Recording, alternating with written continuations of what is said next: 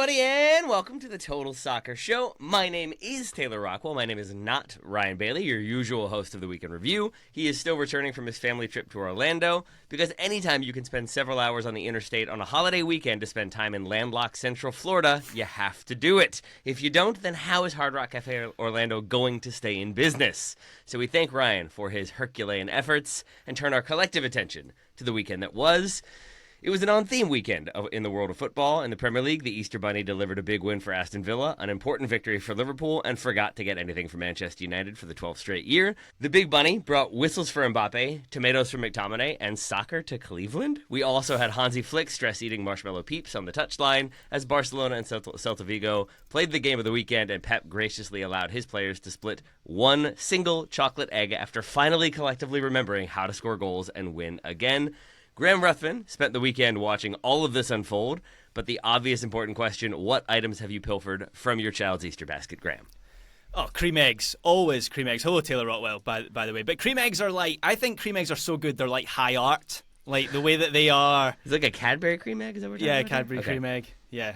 Are you a fan? You get them in the US, right? Surely? You do. I don't think I've had one in a while. What are they filled with? I mean, cream, obviously, but it's like kind of marshmallow insulation. It's like fondant. Okay, yes. Who knows? Magic is what they're filled with. But yeah, that's where I always go first of all.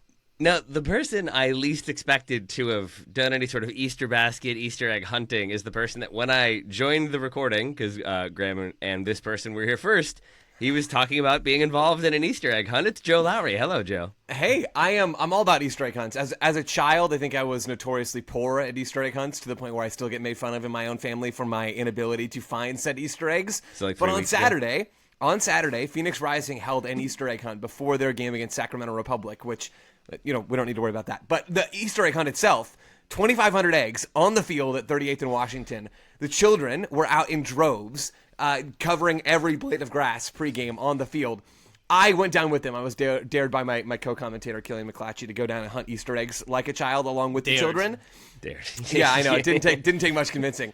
And was the dare the person saying, hey, look, they're doing an Easter egg hunt? Oh, I'm there. Joe was gone. It was, Roadrunner, there was just dust left behind me.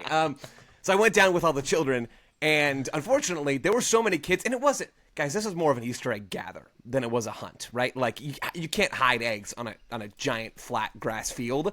So my skill that I've gathered with age and experience in many Easter egg hunts was negated by the fact that this was a joke of a hunt. So I only found one egg, and it was thrown to me from someone in the stands. Had Smarties on the inside. Almost ran into Neil Collins physically on the way. That's Sacramento Republic coach Neil Collins. Like, literally almost ran into him during my egg hunt. It was not a banner showing for me, but ultimately we got the job done, egg in hand. Did they definitely find all the eggs on the field, Joe? Or was it like, do you remember Liverpool at Sunderland with a beach ball during the game? Back passing the goalkeeper, hitting an egg and going into the back of the net. I think all of the egg-shaped items were gathered. There was some discussion amongst a few of us about, could we leave one egg on the field and that could be used in a goal celebration?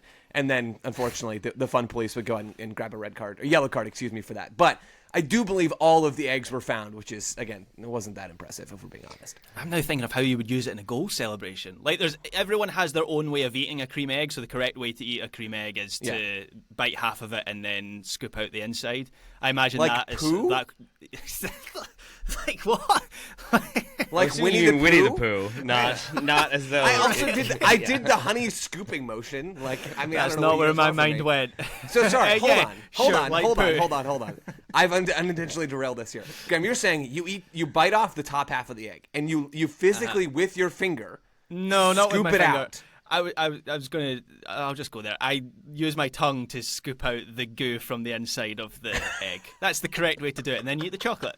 Ryan would never allow the show to have gone off the rails this quickly. Ryan, awesome. I'm so sorry. I will say, for me, the best way to eat a Cadbury cream egg is to pick it up and throw it directly into the trash. So I like Graham's strategy better. Yeah. Wow. Yeah.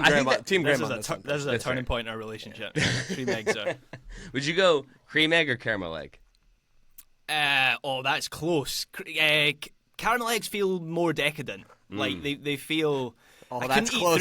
They both have two flavors, Taylor. I couldn't eat 3 cream eggs, caramel eggs in a row. I could eat 3 cream eggs in a row. Have you tried the white chocolate ones as well? Oh, no. White chocolate is a garbage. What a line of confectionery. Whoever came up with Nope. the chocolate egg is a genius. I'm back on Team Graham for this one. Even though white chocolate has no chocolate in it, still love a white chocolate. Love an Easter egg hunt. We've had our second one in a row here in a year. I got there eventually. I'm on a lot of sleep. My favorite part about hosting the Easter egg hunts at our house is then when I do yard work like 3 months later, finding random eggs that children did not find. That has happened multiple times. Yeah. And it's always fun to still eat the candy inside because I'm a monster. Let's get into the weekend. That was. Graham, Liverpool earned a 1-0 win over Leicester this past weekend. Based on the scoreline, I'm assuming this was a tight, evenly matched game that could have gone either way, and I think Liverpool hitting 28 shots to Leicester's 5 really supports that argument. Yeah, not at all. This was a 1-0 battering for Liverpool. Oh, yeah? It would have been a robbery had Leicester escaped with anything. 28 shots, did you say, Taylor? I believe that's what I saw, yes. 10 big chances. Big chances as Opta defines them. I can't really remember seeing a team racking up that many big chances in a single match. Leicester, they did pose a bit of a threat in the first half. With their 0 big chances? With their 0 big chances. They hit the post through, and Didi and Mavididi down the left side was giving Conor Bradley quite a difficult game. But yeah, all that was missing for Liverpool throughout this match was the finishing touch, and Alexander-Arnold did that, as was always likely to be in the script. Football has this way of producing moments like this, and it was a good moment and a very good celebration with his shirt off. He took that yellow card with aplomb, and Liverpool are right on the verge of securing the title now. Yeah, that was a great moment after that Alexander-Arnold goal. This is Liverpool coming off of Virgil van Dijk having a moment of his own and then re-signing a contract as well. And now it's just Trent Alexander-Arnold of the 3 that were they not going to be back, and we know at this point that Trent is not going to be back. And so to have him have this sort of send-off big goal in Liverpool's very steady march towards the title that also relegated Leicester along the way. Sorry to some hardcore Leicester fans in the Discord. I'm not trying to rub this in any way, but it was a cool sequence to have Alexander-Arnold score that really nice goal on the left side of the box in the aftermath of that corner kick, and to have him go and rush over to the near side corner flag and celebrate. It was just a cool sequence, one that I think even more, Graham, I think you talked about it with the Van Dijk goal recently, as that maybe being a moment that you'd remember from Liverpool's march to the title. For me, now, especially that it involves Trent, like this is going to be the one I remember, because this is going to be the last stretch of games that we get of Alexander-Arnold wearing Liverpool red, at least for a long, long time, probably ever. This is going to be, I think, the one that really sticks out to me. Yeah, I think that's fair. I had that thought as well watching this game. My take last week has been very quickly gazumped by this Alexander-Arnold moment. We should mention that nothing, I agree, Joe, it seems likely that he's going to be a Real Madrid player next season. Nothing has been confirmed yet, and so they were trying to press him after this game. People were trying to read into his celebration. Does the level of passion mean that maybe he's going to stay? He's going to pull a Steven Gerrard, who of course famously had it in the transfer request and then didn't go to Chelsea in the end. It still seems likely to me that he is going to be a Real Madrid player next season. But nonetheless, a great moment. I don't think you could say it was a classic Alexander-Arnold moment, because it was actually the first left-footed goal of his entire career. And it comes from a weird position for him inside the box, where he's on the left side of the box, is with his left foot. It's not really something you would associate Alexander-Arnold with. But Liverpool are still losing so much quality if he does end up leaving at the end of the season. I don't think Conor Bradley had a great game. As I mentioned earlier, Mavididi was giving him a tough time. Gravenberch had to come over to give him a little bit more support. I thought his passing was ragged as well, and some of that was down to how Slot wanted him and Tsimikas on the left side as the two fullbacks to burst forward through the middle and get into the attack, and everything is very quick and 100 miles an hour, and that might be contributing to some of that ragged play. But Alexander-Arnold just makes everything look so easy to him. His technical level is off the scale. That might have been the first left-footed goal of his career. He doesn't finish it like the first left-footed goal of his career. The way that he gets across that ball is better than most natural left-footers would get across that ball. So he's a quality player, and I think Liverpool are going to be worse off for him leaving if that does come to pass. If it does come to pass, which does seem likely, if it's not Conor Bradley, Graham, like how readily could they replace Trent Alexander-Arnold? Is there a player out there that you think for 70, 80, 100 million you could bring in that could do something along those lines, or is it going to be a tougher ask than that? I think Trent Alexander-Arnold is one of a kind. Not just in modern football, but in all of football in terms of how that position has been interpreted over the decades, where he's a creator. He is the chief creator for that team. I have questions about. I don't think it's a coincidence that Mohamed Salah's dip in form over the last few weeks has come when Alexander-Arnold has been out of the team through injury. I think the two of them have such an incredible link down that right side, and Salah has a lot to thank Alexander-Arnold for over the course of his career. So there are questions about the knock-on effect for the rest of this team. Conor Bradley, I'm a big fan of Conor Bradley, and he's been great since coming into that Liverpool side over the last couple of seasons, but he's much more of a orthodox right back. He's a right-sided Andy Robertson in the way that he plays that position. And so I think they're going to have to, this is me and my very best Jonah Hill or Brad Pitt voice from Moneyball, they're going to have to make up the difference in the aggregate, right? They're not going to be able to find a direct replacement for Alexander-Arnold because I do not know who that player is. And that's why Real Madrid are going to give him €400,000 a week because he's one of a kind. Graham, I heard most of what you said. You cut in and out, so I just wrote down Joe Scally can do it. Is that correct? Sure. All right, cool. All right. On the same page then. Him or Shatmur. Yeah, that'll be fine. All right. I led us down that path in jest, but like Sergino Dest, if you bring him into Liverpool, obviously does not do the same thing as Trent Alexander-Arnold, is not at the same level as Trent Alexander-Arnold, but can give you some of that attacking flair, can move centrally and create. Joe, I'll go to you, since if Graham's going to say no right away. How would you feel about Sergino Dest at Liverpool? Let's make this a U.S. show right away. Let's get Dest and Jedi Robinson while we're on it. Let's go full commit. The thing I'd be worried about with Dest is the thing that everybody worries about with Sergino Dest is his defensive ability. And Trent Alexander-Arnold is not a banner defender, right? Like that has been made very clear over time. But I don't think Dest has the same defensive instincts, even that Alexander-Arnold does, for as much as he's been absolutely spit roasted for some of his defensive work. I think that Dest would struggle in that way. And the other thing with Dest is he's very much a like middle third player in that when he gets into the final third, despite all the flair, he's not ever been super consistent, either creating chances for himself or creating chances for others. So I could see some value there because he is a fluid player who can do a couple of different things and is comfortable, Taylor, as you said, in different spots. But ultimately, I agree with Graham. You know, the player that was sort of coming to mind for me in all this is Joshua Kimmich, with how he plays that right back role at times or has played it at times. He is, I think, still better, Kimmich, in central midfield than he is as a right back. And Arne Slot has kind of tightened the reins a little bit on Alexander-Arnold, and The Athletic had a good piece about this maybe a couple weeks back, where TAA is not as central now as he was under Jurgen Klopp. He is being asked to stay a little bit wider, especially in early build-up moments. But maybe there's something there. Graham's right, though. This is not like a groundbreaking thing, but this is a really, really difficult thing for Liverpool to have to go and move on from. Even in its own way, sort of more difficult than it would have been to replace someone like Salah or Van Dijk, just in terms of finding a like-for-like stylistic replacement. I do think Alexander-Arnold is the least impactful of those three players.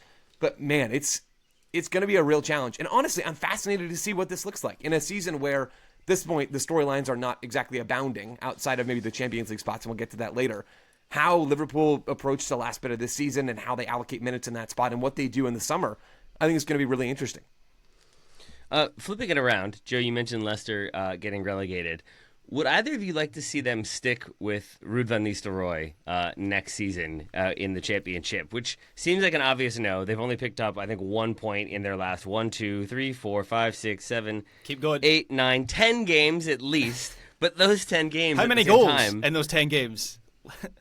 One, a couple, a few. They got 2 against Brighton. Oh, they Thank did you last very much. weekend. They got 2 against Brighton. But it is also, if you look at that run of form, it starts with Manchester United, but then it's Arsenal, Brentford, West Ham, Chelsea, Manchester United again, Man City, Newcastle, Brighton, and now Liverpool. That is a tough run of games. It has been a difficult time in the season. It's been a difficult season overall. So with potential extenuating circumstances of not playing any of those teams next year in the championship, because Manchester United now safe from relegation. That's my final reference of them for at least the next 5 seconds.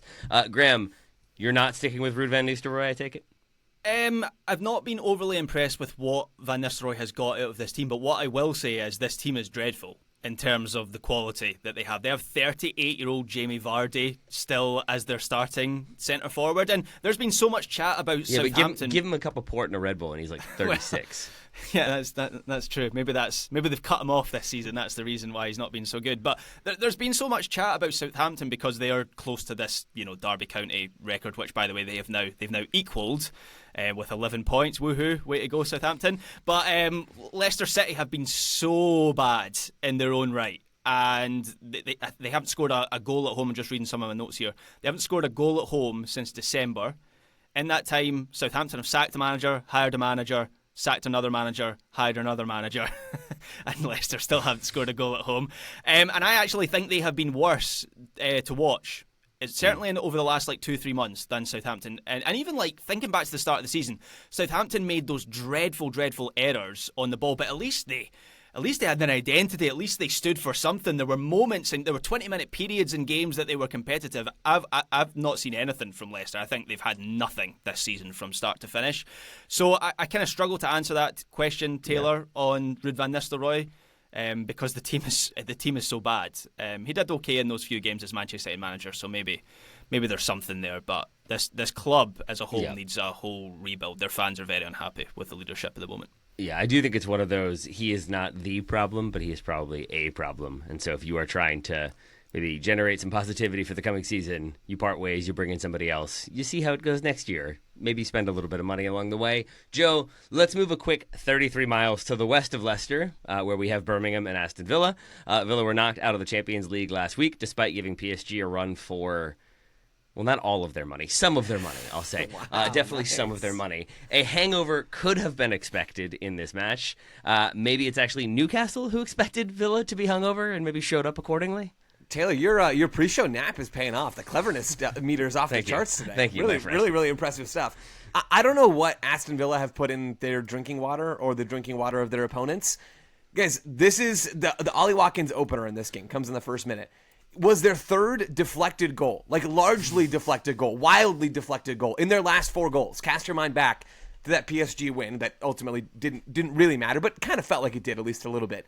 The first 2 goals that Villa scored in that game took heavy deflections, and then Ollie Watkins... the McGinn one was morally clean. Oh, my bad. Just like Tyler Adams' was in the Champions League semifinals, 5 years ago, whatever that was.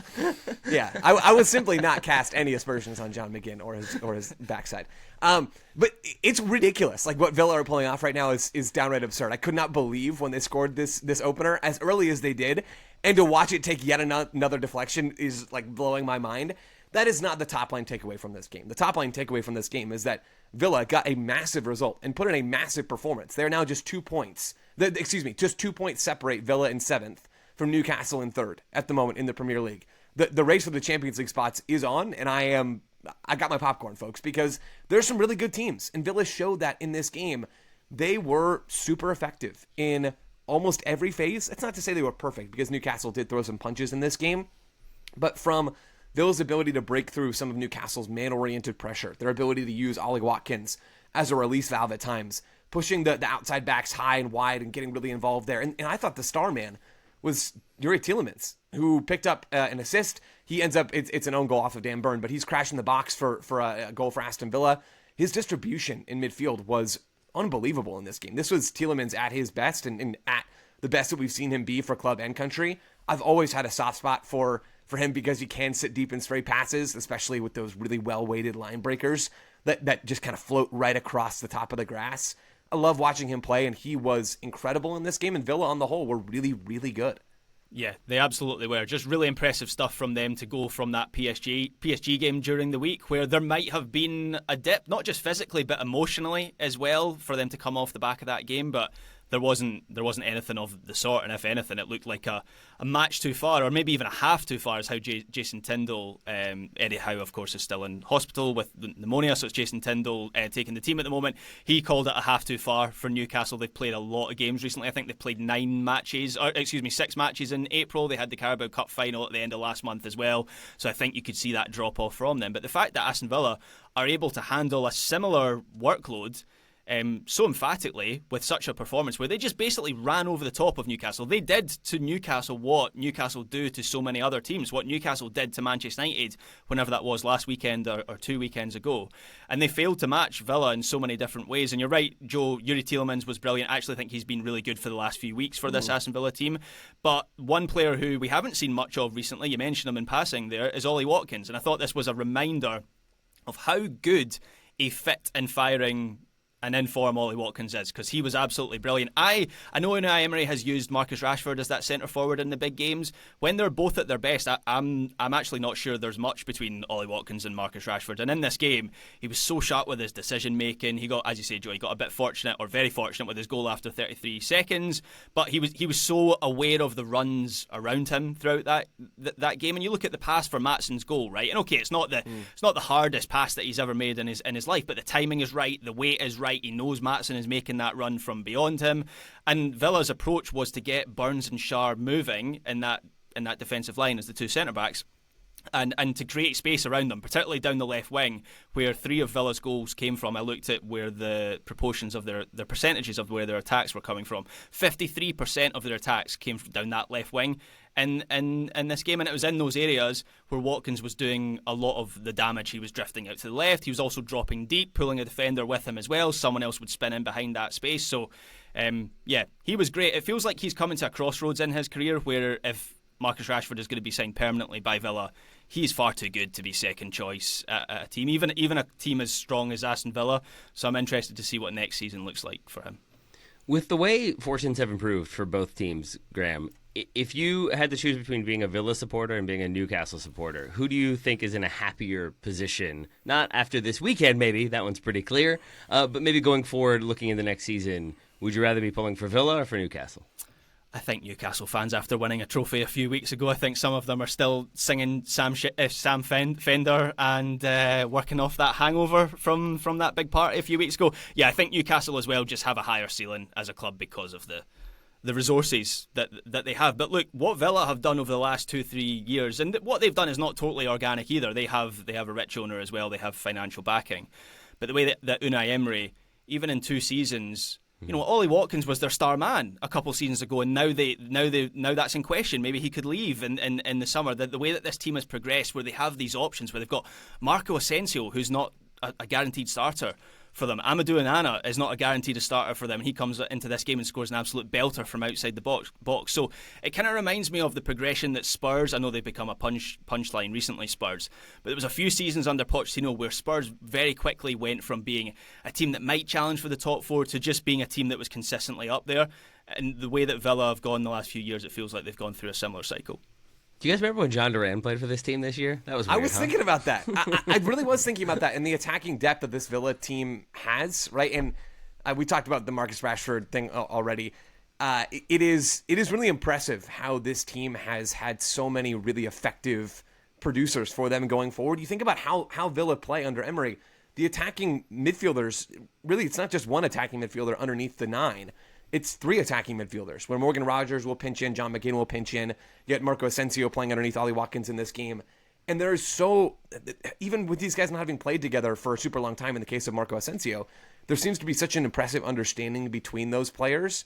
I have a lot of time for this Villa team, and I did not necessarily expect them to be putting in performances like this one and the one that we saw this past week against PSG after selling their most dynamic attacker for a huge chunk of change. There we are. They were the team I was most excited to watch in the Champions League last week. Maybe won't be going forward, but hopefully they'll be back there next year or in some European competition, and we get to sing their praises again. Until then, let's take a quick break. We'll come back. We'll talk about some more Premier League. We'll talk about Serie A, La Liga, MLS. We might even mention Bundesliga. We'll see. Back soon. Welcome back to the Total Soccer Show. We're going to stay in the Premier League for a moment. We're going to talk about Ipswich getting thumped by Arsenal, but still, I think, winning the weekend for their supporters chant, Graham, which took me a while to figure out with them singing Champions of Europe, you'll never sing that, repeatedly to the Arsenal supporters. I didn't quite get how Ipswich were pulling that one off. I had to do some research. Can you enlighten? Although they won the UEFA Cup under Sir Bobby Robson, which still doesn't make them champions of Europe, but whatever, it's good for a chant.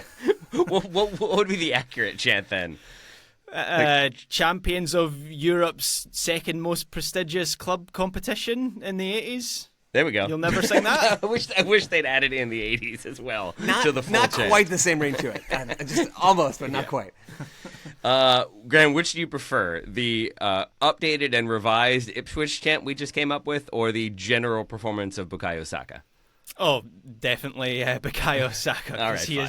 He is very good. First of all, this was a much stronger Arsenal lineup than I think anyone was expecting after that Real Madrid game. They made 3 changes from that team that played in the Bernabeu. Saka started, which he hadn't done in the Premier League since before Christmas. And I guess there is an element of getting minutes in his legs after a long time out with injury, so that's probably why he starts this match. I think Saka might be more important to Arsenal than any single player is to another top-level team in the Premier League, maybe even Europe. We'll talk about another team later who introduced someone in the second half and turned around the game for them in La Liga. More than Joe Scally at Liverpool? Even more, I know. Hard to believe, even more than Sergino Dest at Liverpool. And we saw in this game with Saka what he gives Arsenal. He's involved for the first 2 goals by getting to the end line and then finding a ball into the box, and he gives them an option in quick transition. And Ipswich weren't helped by the fact that they seemed to be giving Martin Odegaard so much space in the middle of the pitch to stride into. Then a defender would be drawn to him. That would then create the space for Saka. The ball would be popped in behind and he'd have space to run into. So that something was going wrong with the Ipswich midfield there. But yeah, just brilliant by Bukayo Saka. It could have backfired, this decision, because it's a dreadful tackle by Leif Davis. He's sent off in this game for a tackle right down the back of Saka's ankle. It's a really nasty challenge, and there was a number of Ipswich fans, when you watch the replay behind it, sort of accusing Saka of diving and play acting. They'll be feeling a little bit foolish when they get home and see that replay, because it was an absolute shocker. But thankfully, he does seem to be okay. But that's the risk that Arteta is taking by playing him, because I don't believe Arsenal can win the Champions League without Bukayo Saka. But for now, he's back in the team, and he's very good. Were there any other things that Arsenal could have learned from this game that they can take into next week's game against PSG, Graham? Well, I think Leandro Trossard as the number 9, he had a bit of an addition for that match as the centre forward. Of course, Marino's been playing as that emergency centre forward with Kai Havertz out until the end of the season. I've liked Mikel Merino as the number 9, because I think he gives you a bit of aerial threat, and we've seen Marino be quite clever with some of his movement and withdrawing off the opposition defenders. He then creates space for Saka and Martinelli to spin into. He did that very well at the Bernabeu, right? That was the second leg that he did that.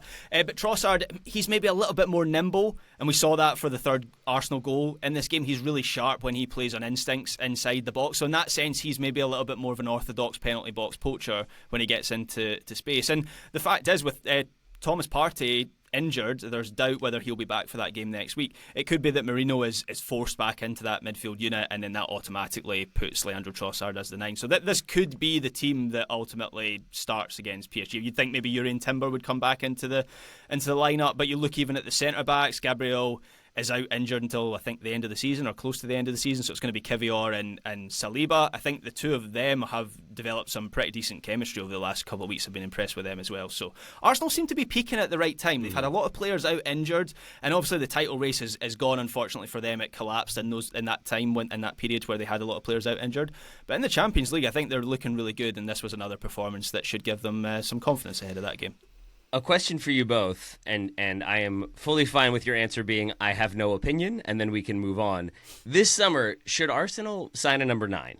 That's a very obvious question, but I think we've seen teams in the past, if they feel like they've stumbled upon a solution, and Arsenal have found different ways to deal with having a number 9 and then not having a number 9 when they get injured. I think teams can sometimes think, never mind, we've solved this, let's put our money elsewhere and strengthen in other positions and we'll be fine. We've seen teams make that choice and then struggle the next year and have the same kind of problems. So if it were you all in charge, are you bringing in a more out-and-out number 9, or are you sticking with kind of the makeshift solutions they have, or do you have no strong opinion either way? I'm for Arsenal signing a number 9. I think if they could get Victor Osimhen this summer, and I don't think that's a total impossibility, that would make this team a lot scarier. And there are even other options that I think could make this Arsenal team even more threatening than they already are. And Taylor, you're talking about maybe spending money elsewhere. Maybe the biggest reason that I think Arsenal should go out there and snag that 9, besides the fact that I think they are missing somebody of that profile in their squad, is that I don't know where else you'd go and spend the money. Truly, the depth in this Arsenal team in almost every other position is really impressive. If you're going to reinforce this squad, and I think they should, I think you should come up top.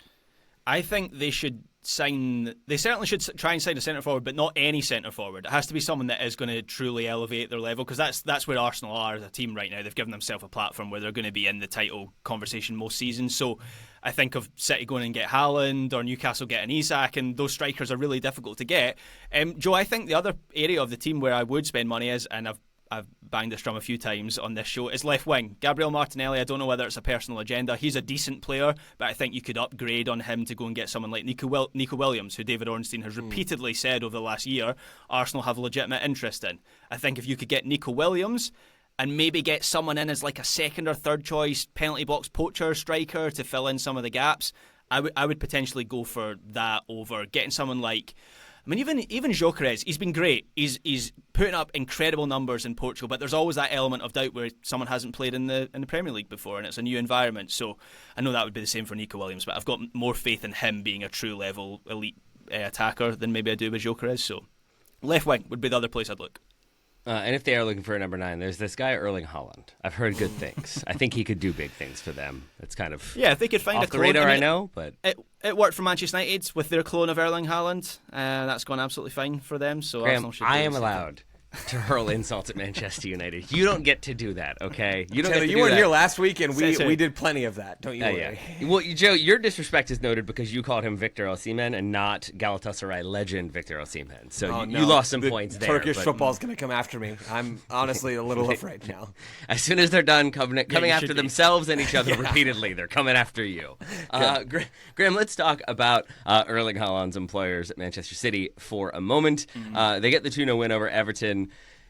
I am very confused by this performance and by this game because it's one where they obviously have the lion's share of possession. They have the much higher XG, more shots, more chances, and yet they leave it very, very late. So it's like it's a very good performance that they almost don't get. At the same time, they found a way to win. Make sense of this Manchester City team, please. Well, I think between this and the Palace win last weekend, I personally think City have found something in their last couple of matches, because I'm not overly concerned over when the goals come, because just by the amount of, as you say, chances and shots they had. I mean, surely, they would like to have a goal in the first half and make things a little bit more relaxed, but the way this game was going, they were always likely to make that breakthrough, and it was reminiscent, their performance when I watched this, was reminiscent of the old City in the level of control they had. They had close to 70% possession, I think, in this game. And a turning point in the match was when Tarkowski went off for Everton, and they definitely looked weaker without him, just from a defensive basics point of view, and not having someone to repel those shots and crosses into the box. But what was interesting about City's setup was how aggressive they were at pushing the fullbacks inside. So it was Nico O'Reilly and Matheus Nunes who were forming part of a midfield 3. That then allowed Man City to have the front line of 5 and really pin back Everton. And with O'Reilly and Nunes, they're midfielders by trade. So it's a role that they looked really comfortable in. Obviously, we've seen City do similar things with that, with like John Stones, and even Nunes has pushed into central midfield in the past. But it was the most aggressive I've seen both of those players at the one time. So it was a 2-3-5 essentially from City in possession. And it basically they just put Everton under so much pressure that they buckled in the end, which is what City used to do before they started trying to be a little bit more direct with Erling Haaland, and obviously that worked perfectly where they had a nice combination between those two approaches in that one season where they won the treble. That felt like the sweet spot for this team. I feel like they've maybe gone a little bit too far towards that direct and into open space approach. So it was refreshing to see Man City look like Man City. Again, I think it was similar against Crystal Palace as well, despite the fact they go 2-0 down early in that game. They come roaring back and win that 5-2. So it's been a bad season for City. There's no other way to paint it, but they're finding something towards the end of the season that hopefully from their point of view they'll build on into next season. So England now have the 5 automatic Champions League places, I believe, based on performance this past season. Gary Lineker on Match of the Day did an incredible breakdown of how many teams could be in Europe and where they could be and how convoluted it gets and how quickly it gets that. Graham, my more simple question for you right now, it's Liverpool, Arsenal, Newcastle, Man City, and Chelsea as your top 5 teams, so they would be in the Champions League. Things could still change. Do you think that changes at all between now and the end of the season, or do you feel like there's a chance that is the top 5? You've got Forest are on the same level of points as Chelsea, as is Aston Villa. Yeah, so I think top 3 will stay the same, Liverpool, Arsenal, Newcastle. I actually think top four will probably stay the same. City as well, as I say, they seem to have found something. Chelsea, I think, have the hardest run-in of all the teams that you've just mentioned there, and also are struggling a bit right now for attacking firepower. I know they got over the line against Fulham, but that was a comeback in the last 10 minutes of that game. I think fans are unhappy with the dull, slightly insipid football they're playing under Enzo Maresca, so I think they will drop out of the top five. I'm fearful for Forest. I think tonight, we're recording this on Monday afternoon. Tonight is Tottenham versus Nottingham Forest. I think that's the biggest game of Nottingham Forest's season so far, because if they were to win that, go back up to third place, all of a sudden everything looks rosy for them. Anything less than a win, I think they're stuck in the mire and maybe lost some of the momentum. I think Ola Aina getting injured has been such a blow for them. We spoke about that a number of weeks ago, how fortunate they've been compared to some of their rivals to stay injury-free. They get one injury and Nuno's trying to change the shape. They've gone to a back five in some games. They've gone back to the back four without Aina and his mobility down that right side. They don't look as defensively strong. So I am concerned for them. And then Aston Villa, I think Aston Villa will get into this top five. So I would take Chelsea out and I would put Villa into that fifth place. All right, I like it. So that is in England, where the top five stands as it is, but Graham thinks it could very well change. Let's talk Serie A for a moment, then we'll take a break and we'll come back and talk La Liga, because I know we've got some time to spend on Barcelona's wild weekend. But Graham, Serie A, I'm assuming straightforward. Inter win. They're going to win the Scudetto. It's all good? Yeah, Joe, how you feeling about your Inter predictions? No comment. Yeah, Joe has no comment because this weekend felt like a huge turning point in the Scudetto race, because Inter and Napoli are now joint on points. Inter lost away to Bologna, which looked like being a difficult game for them. Bologna are in the race for Champions League places as well. And so you look at the table now, Inter and Napoli, they've played the same number of matches, but you look at the run-in for both teams. Napoli have Torino, Lecce, Genoa, Parma and then Cagliari at home on the final day.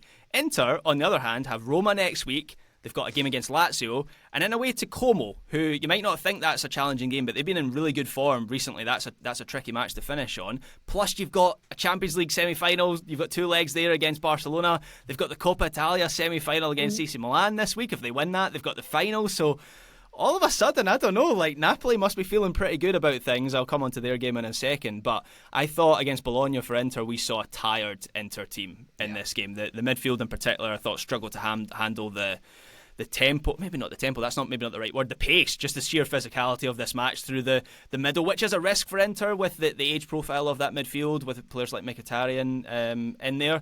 I thought Joaquin Correa looked lightweight as well as Lautaro's strike partner, and there's some anxiety at Inter about that injury to Marcus Thuram. He picked up last week, because I just think they're so much more physical in the attack when he's involved. There's better chemistry between Lautaro and Marcus Thuram, so that's a concern for Inter, not just in terms of the Scudetto race, but in terms of their Champions League chances as well. This was a bad weekend for them. All right, I have a question for you, Graham, about your enthusiasm for Napoli. Like, how much of that is rooted in Scott McTominay and Billy Gilmore? A solid 95%. Okay, so if Mkhitaryan and McTominay have been swapped in January, and so McTominay is now playing for Inter, are you that much more excited about their title aspirations and challenges? Well, I mean, it depends how McTominay is playing for Inter, because the thrilling thing for me as a Scotland fan is I don't think it's too far to say Napoli is now Scott McTominay's team. I know Lukaku is having a good season as well, but McTominay's 2 goals behind him, and it feels like McTominay is coming up with the clutch moments for Napoli. He's got 3 goals in his last 2 games. He is driving this Napoli team to the Scudetto, and this is a Napoli team that has nowhere near the depth of Inter, and you know, while I kind of dug out Joe earlier with the Inter stuff, I do agree that when everyone is fit and everyone is rested and everyone is firing, that Inter are better than Napoli, and I think that really points to the work that Antonio Conte has done with this team. There's a weird paradox going on with Antonio Conte, where he is repeatedly talking about how unhappy he is and how he feels there's only so much that he can achieve at Napoli, and how maybe I'll leave at the end of the season. Meanwhile, the actual team on the pitch are chasing down the Scudetto. I talked about Arsenal peaking at the right time. It feels like Napoli are peaking at the right time. I watched their game against Empoli last week, and there's a bit of Atletico Madrid about the way that Napoli play under Antonio Conte, where my concern earlier in the season was that they didn't score a lot of goals besides McTominay and Lukaku. They created 3 big chances against Monza. And at the weekend that they won 1-0 on Saturday. I should probably mention that. I don't think I mentioned that scoreline yet. I watched their game against Empoli last week, and they were brilliant. They could have scored more than 3. McTominay could have had a hat-trick in that match, the number of chances that they had. So they don't have the schedule clutter that Inter have with Champions League games and Coppa Italia. So I think that is a factor in why they look so much fresher. But yeah, Scott McTominay is basically he's Napoli's Jude Bellingham with the clutch moment that he comes up with, the runs into the box, the aerial threat. So I just love that he's found a team that is kind of built around him and a fan base that seems to love him, and he loves the tomatoes there, as he's made clear. What will make Antonio Conte love something? What will make him happy enough that he stays in a place for a little bit of time? I believe I'm correct in saying the longest he has been in one gig is with Juve, where he was there for 3 seasons, I think. Everywhere else, I think it's like 1 season or 2 seasons, and then he keeps moving on. Those statements regarding Napoli and his dissatisfaction have me thinking that maybe he's already looking towards other gigs, even though he only joined in 2024. Like, Graham, what's it going to take? Is he going to have to finally take a taste of ranch and be like, oh, this is what I've been missing. Weston My soul was is now right. content. Oh, my goodness. I'm going to be here for 10 years. There's links with Juventus, so maybe Weston is going to spoon feed Antonio Conte some ranch in the near future. I honestly don't have an answer for that because Graham has written. Go ahead. Yes, I'll put it on the Patreon.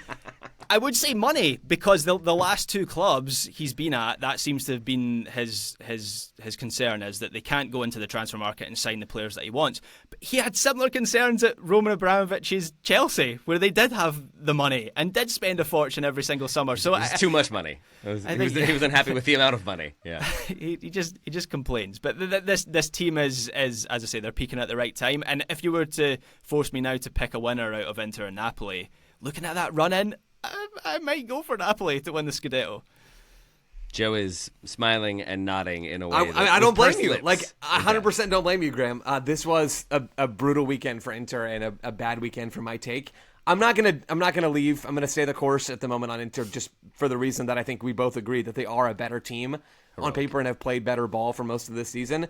But your point about the difference between their next month or so and Napoli's next month or so is well made and very much well taken. All right, we'll see if Joe is feeling similarly, I don't know, bemused but optimistic about Barcelona after their weekend that was. We're going to take a quick break. We'll come back and talk about La Liga, MLS, a few other things. Back soon. Welcome back to the Total Soccer Show. We've just finished up talking about how Napoli are maybe not the most fun to watch or just be around when Antonio Conte is there and in a foul mood.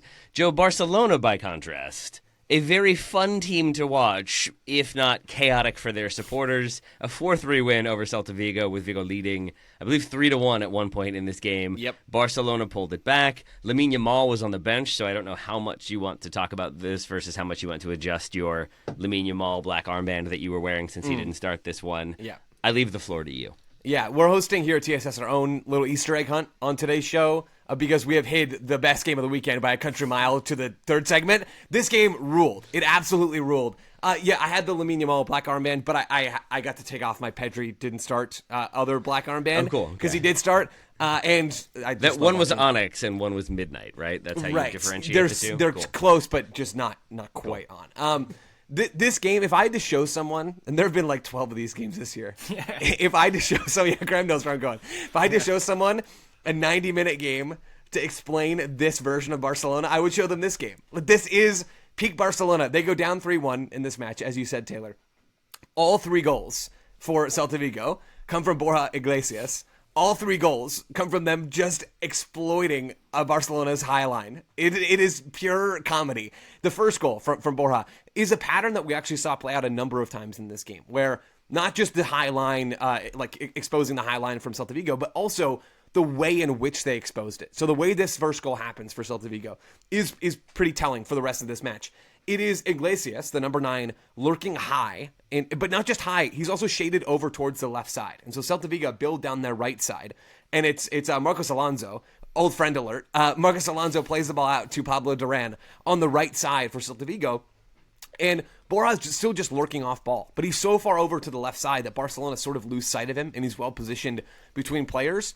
And DARREN drives down the field and squares it eventually over to Iglesias, and Szczesny makes a meal out of this, and Barcelona in general make a meal out of this. But Borja Iglesias did the thing that I associate so much with Luis Suarez, of starting your positioning offside and waiting for the play to catch up to you, rather than being top of mind for every center back on the field. No, just float out of their vision and float off to the side and let the play come to you. And Iglesias did that so well in this game. You see it over and over again in the first half. Then he gets a second in the 52nd minute. That puts Celta Vigo up 2-1 in this game. Frankie de Jong.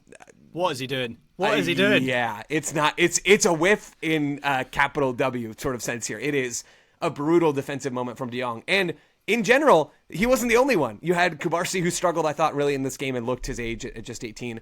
I didn't think Martinez was very good. And then Celta Vigo get their third goal, and it's Iglesias again, long ball, kept onside by the halfway line. Yeah. And Barcelona are down, and you think, oh, wow, this is going to be a really important weekend for the title race. No, it wasn't. Barcelona had 3 goals in the last 30 minutes of this game. They won this one 4-3. We've seen this story before, and I love watching it every single time.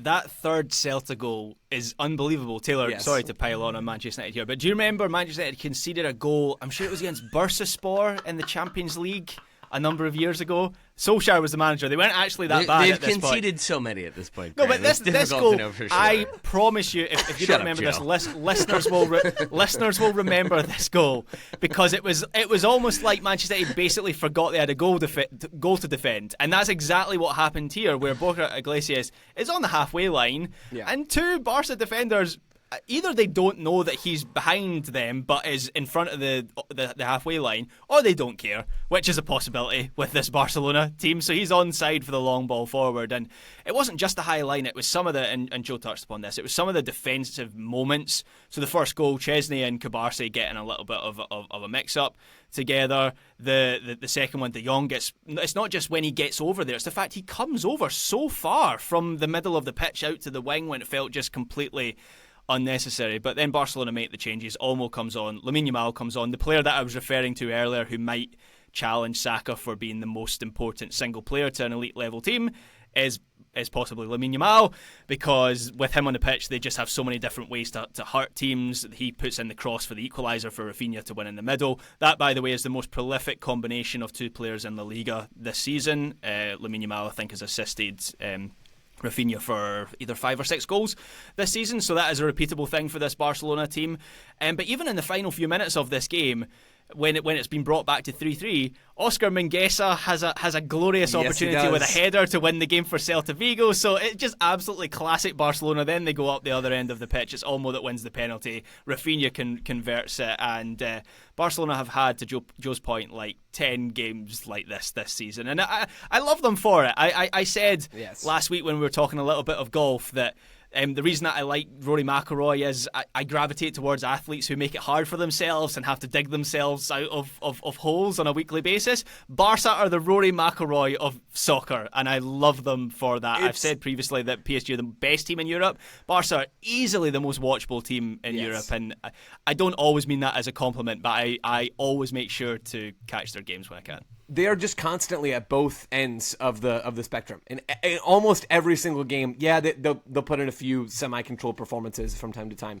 But, man, the precision in which they got back into this game was really impressive. And you go and see, it's the response from Dani Olmo in the 65th minute, just minutes after Celta Vigo have gone up 3-1.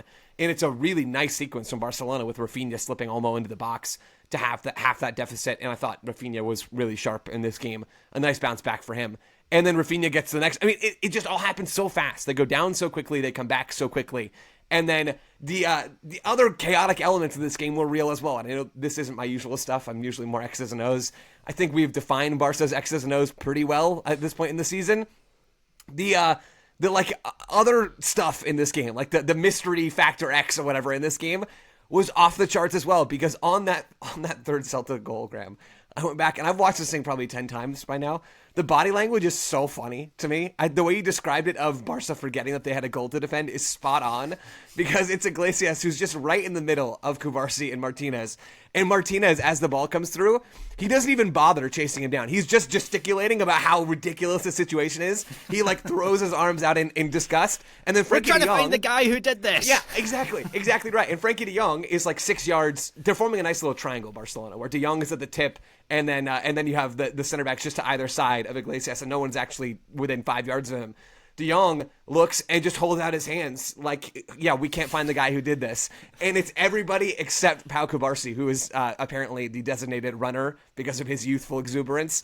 Cubarsí actually tries to go close him down, and the other two just make a complete meal out of that one. That got me good, and I think it was in the penalty shout. I don't know if you saw this, either one of you guys. I don't know who the Barca assistant is. I don't know who that person is. He just hucks his iPad down on the turf. I mean, that thing took a battering. Ruben Amorim should take notes, is all I'm saying, as far as destroying electronic devices. This game had everything, and I loved it so much. It was thrown like it wasn't his own personal property, but was Correct. instead the property of the club that would soon be replaced. Well, as if Jim Ratcliffe would let Ruben Amorim do that to an iPad. It's fine. You're going to have to make it work and slice your finger open trying to use this shattered iPad. Thank you again, Graham, for insulting Manchester United. You're welcome. You are on fire. Okay. Barcelona can look like the best team in the world. They can also look like the most chaotic team in the world, and sometimes they can look like both of those things simultaneously. Inter have looked incredibly strong, incredibly technical and precise at times. Then they have also had their own issues, as you all talked about, depth issues, fatigue issues, injury issues. Would a fair representation of the two seasons thus far be Barcelona loses the first leg against Inter in the Champions League at home 1-0 in a very tightly controlled game, and then wins the second one 5-3. Yes. Does that sound about right? That's Spot on. Cool. Yeah, we'll pass that along to the UEFA scriptwriters. I think they're probably already on it, but I think you're right there, Taylor. In between, they have Mallorca at home. That's tomorrow, Barcelona. And then they've got a Copa del Rey clash with Real Madrid 4 days before that game against Inter. I'm sure no one is going to be mad about that fixture congestion. Oh, Hansi Flick is absolutely furious already. And the real blow, to be sincere for a moment about a downside of this game for Barcelona, Lewandowski comes off with a hamstring injury, so he is going to miss that Real Madrid Copa final. He's probably going to miss at least the first leg of the Champions League semi-final against Inter as well, which is not ideal for Barcelona. What I will say is that Ferran Torres has low-key been very good for Barcelona these last few months, really since the turn of the year. And so I think he will deputise pretty well. I think Barcelona will be in a better position for that absence than a lot of teams would have been in the Champions League for losing their starting centre forward. But yeah, obviously Barcelona would rather have Lewandowski fit. He's scored 40 goals this season, but he will miss at least one of those legs against Inter. Counterpoint, Graham. Diego Costa has a horse placenta guy, and if you wanna go that route, that got him a solid 12 minutes in the Champions League final before he learned that you can't fix a hamstring. Yeah. I forgot about that. Yeah, Luis Suarez as well seems to have a Joe is of... nodding. I'm assuming he has no idea what we're talking about. I just didn't expect that sentence. That's all. I'm just on my heels. I'm a Barcelona center back right now, Taylor. It's just going to take time. It was horse placenta, right, Graham, that he tried to use? It was some form of placenta. I hope it was horse placenta. That's probably the best outcome, to be honest.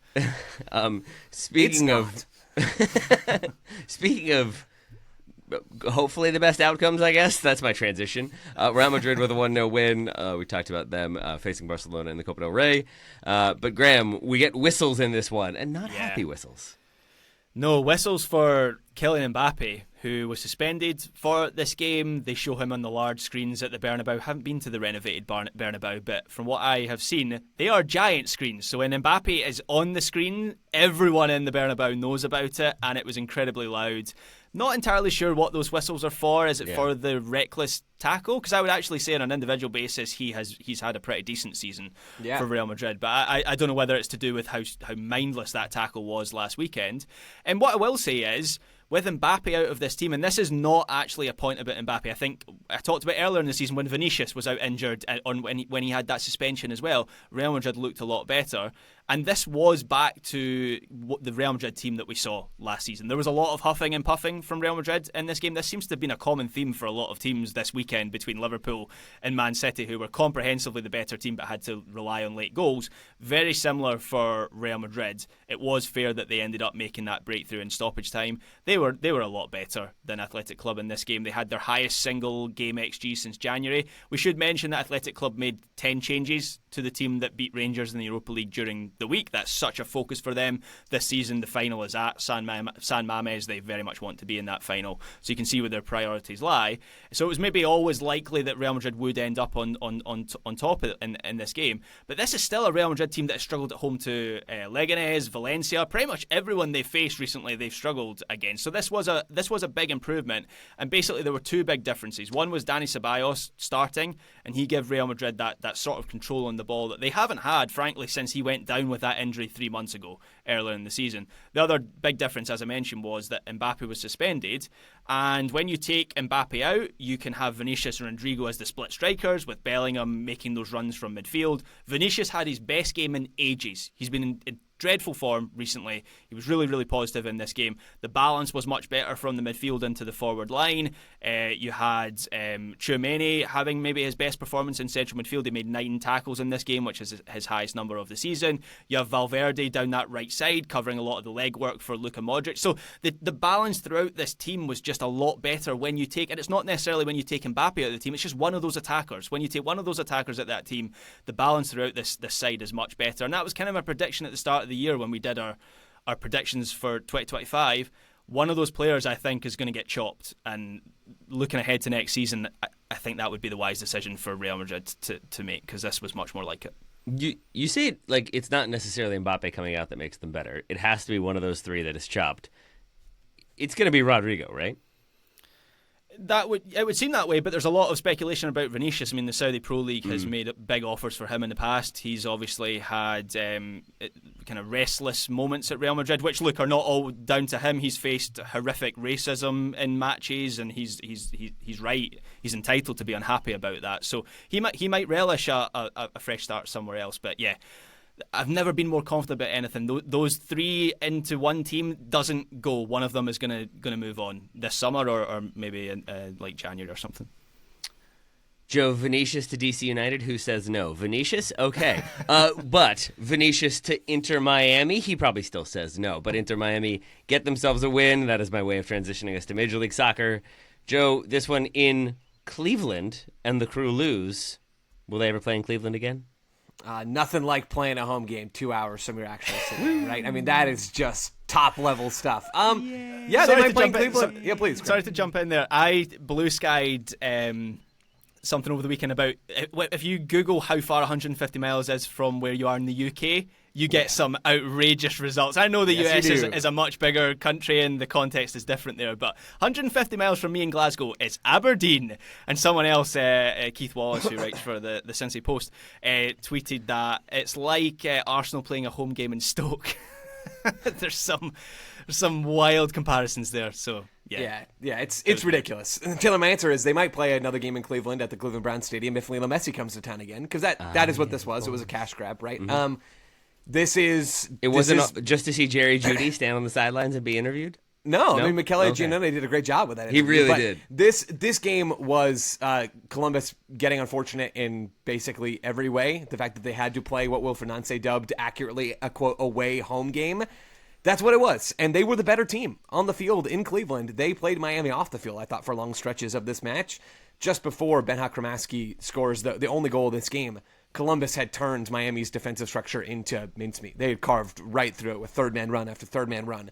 It was a really nice showing from Columbus, even before they went down 1-0 and had the game state sort of necessitate them being aggressive. They're always aggressive. They're always, doing I shouldn't say they're always creating chances, because we talked about how maybe this season has not been quite as sharp for them in that way. They were creating chances in this game, and they're always trying to use the ball. I am not worried about Columbus whatsoever. This was a case of the Columbus Crew as an organization and ownership prioritizing short-term revenue over, actual success in the regular season. And I don't fully begrudge them for doing that, because it's the regular season in Major League Soccer, but it's got to sting. If you're an actual Columbus Crew fan and you didn't want to go 2 hours north on I-71, yeah, I'd be pretty peeved about this whole experience, frankly. Yeah. How much extra would the crew have had to pay the union to get Daniel Gazdag's feet as well as the rest of his body? Because it seems like he's left them in Philly on the basis of this performance. A couple of big whiffs from him in front of goal. He had scored one against Miami just before getting traded. I think he decided, I'm done. Like, I'm not doing any more of that for this game. There is now only one undefeated team left in MLS. It is Inter Miami. Columbus now with their first loss of the season. Vancouver also still, I believe, just one loss. They draw 0-0 on the road to St. Louis this weekend. In what was, just in general, sort of a wild weekend of Major League Soccer. You had a red card in the first game of the weekend, Austin against the LA Galaxy, a 1-0 win for Austin. You had a red card from Orlando, from San Diego, from Philadelphia, from Real Salt Lake with Diego Luna. And then the weekend ended for Major League Soccer with a 5-3 win on the road for Sporting Kansas City against the San Jose Earthquakes. I'll say that one more time. A 5-3 win for Sporting Kansas City. Yeah, this weekend was wild, and I am stoked to dig into it more tomorrow. Joe, any thoughts on Philly's 3-0 win over Atlanta, since we mentioned them selling Gazdag but keeping his feet? Did they use those feet at all in this game? Yeah, and Atlanta certainly didn't, even if they were somewhere on the field at Subaru Park. Atlanta United were the story of this game. Credit to Philly for getting the job done at home. They were the better team. Atlanta United look broken right now. They look really, really poor. They had 71% of the ball in this game. They managed 0.8 expected goals. Brooks Lennon almost broke Miguel Almiron several times by not passing him the ball, instead deciding to just toss an aimless cross into the box. Alexei Marenchuk, I thought, had a better game, frankly, but it still wasn't nearly enough. They had to make multiple first half substitutions because of injuries. For some reason, Ronny Deila had Jay Fortune playing on the left side of the attack, which is bringing up some bad memories for me of Alex Ring being asked to move from defensive midfield to left winger for NYCFC for some reason. Yeah, this is bad. This is really, really bad for a team that spent more money than anybody else in MLS so far. Over the offseason, I should say. Yeah. This was a brutal performance, and Atlanta United are averaging 1 point per game right now through 9 games after breaking MLS's incoming record transfer fee and after bringing back maybe the one of the greatest players in club history, Miguel Almiron. This team is in a really tough spot right now. Joe, for Cincinnati, in less of a tough spot, getting their win against Chicago, Matt Miazga starting, plays a half, and then comes out at halftime. Is that still just minutes management for him? Yep. He's played 2 games, a total of 51 minutes so far. Just he was going to play 45 either way, and Pat Noonan thought, let's just give him the first 45, keep it clean, get him off at halftime. This game was wild in and of itself. You had the tributes to Aaron Bupenza from Kevin Denke. Aaron Bupenza, who passed away this past week, fallen off of a quite high building. It's a really difficult situation, and a nice tribute from Kevin Denke to someone that he didn't overlap with in Cincinnati, but somebody whose presence is still felt in Cincinnati. And even before that happens, you had the referee causing some chaos for Chicago. The referee basically takes out, I think it's Brian Gutierrez, as Cincinnati are making a counterattack, and the play doesn't get right back, and Chicago kind of give up, and Evander shoots and pulls an Aston Villa and has his shot wildly deflected, and it's 1-0 Cincinnati, and they never really looked back. Okay, so at this point we've talked about Cincinnati, Inter Miami, Columbus, Philly. I think we've talked about all the teams that matter and are significant in the East. Joe, anybody in the West you want to mention that had a good weekend? The views of Taylor Rockwell do not necessarily represent the views of Joe Lowry. Anybody else? No, I think we can park it there. I just now got that was a Charlotte burn. My bad. I was slow. My fault. They do represent the views of Joe Lowry, by the way. There we go. No, I think we can hit the rest tomorrow. I know we're going to do some transfer stuff as well. At least I think that's the plan. So we have wet the whistle of a few folks at this point. So. There we are. As Graham celebrates Joe's turn of phrase, Graham Ruthven, thank you for all your work on this here weekend review, my friend. Thank you, Taylor Rockwell.